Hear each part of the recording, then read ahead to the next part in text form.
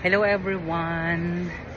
So it's been a long time na hindi ako nakakapag-vlog dito sa city ng ganitong video selfie. So ayan, ikot ko kayo sandali dito sa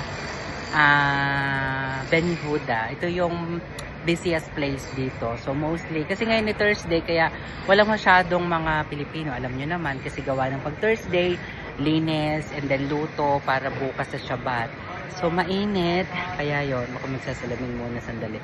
So ayan, ako ay bibili sana, kaso mamaya pa daw yung dating ng ibang mga food at saka mga vegetables. So wala talaga ngayong stock, kaya yon. So ako ay dadaan muna, pupunta muna ako sa Super Farm para bumili ng something. Tapos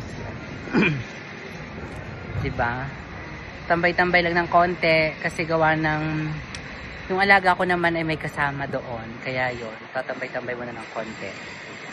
Bili lang ako ng konti dun sa may dito sa may Super Farm ng mga kailangan ng alaga ko. So ayun,